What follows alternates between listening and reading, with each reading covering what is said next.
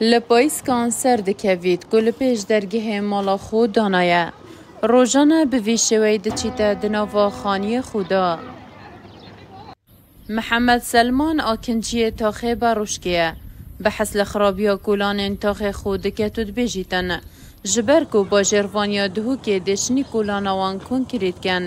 چند روزکا شل سرها تکرنو پشتی هنگه کارهاتیا را استاندن. بگوتنا محمدی بیت نخانیوی هاتا تاپو کرنو نکولانا تاخیوی هاتا کنکریت کرن.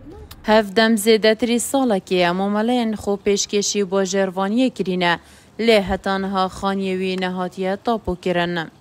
خود تاپو گرانه راستی یعنی خلکی پیچه نابتن تاخیر بینجی قد مشکلانی نه بس گرانی گلکه گرانی عالم پاره نینه اما اب ازم و گرانیه نشم تاپو کن بری چند ساله همه عامیت بری سر شهر 15 600,000 هاتا تاپو کرن الویگابه 15,000 نزا چند هزار میتر گره سقاط خلکی پیچه نابید کاره دشکی بینید برپرسی راگهاندنا سروکاتیا با جروانیا دهو که لدوروی بابتی بووار میدیا ده آغوی تود بیجیتن.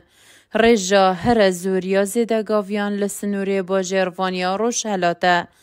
وقتی نرخی تاپو کرنا هر خانیه کی دیو گرکایت مینتن که چندت خازیتن چونکی لجانن لجند میت شولجه دی چنو تخمیم کن که وی گرک خانی چندت کتن متراوی چندت کتن وید دان. لسنور سروکاتیا با جروانیا دهو که زیده تری 6,000 خانین زیده گاوی هنه. جوی جماره حتی نوکه بتنه 800 خانی هاتینه تاپو کرن.